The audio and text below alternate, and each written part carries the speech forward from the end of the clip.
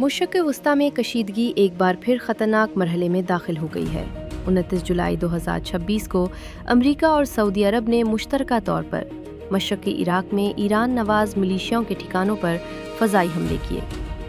अमरीकी सेंट्रल कमान के मुताबिक इन कार्रवाइयों में असलहा गुदामों, लॉजिस्टिक मराकज़ और फ़ौजी तनसीबात को निशाना बनाया गया, जिन पर अमरीकी अफ़वाज और सऊदी तवानाई तनसीबात पर मुसलसल ड्रोन हमलों की मनसूबाबंदी का इल्ज़ाम था।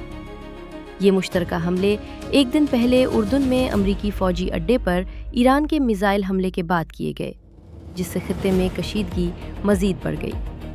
अमरीकी हुकाम का कहना है कि इस कार्रवाई का मकसद ईरान नवाज़ गुरोहों की अस्करी सलाहियत को कमज़ोर करना और मुस्तकबिल के हमलों को रोकना था।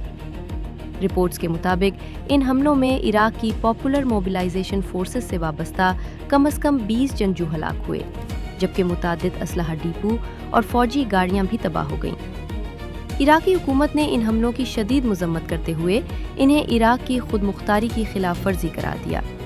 दूसरी जानिब ईरान नवाज़ गुरोहों ने जवाबी कार्रवाई की धमकी दी है, जिसके बायस पूरे खित्ते में मज़ीद कशीदगी के खदशात बढ़ गए हैं। माहिरीन के मुताबिक अमरीका के साथ सऊदी अरब की बराह रास्त फ़ौजी शमूलियत मशरक़ वस्ती की सूरत हाल में एक अहम मोड़ साबित हो सकती है।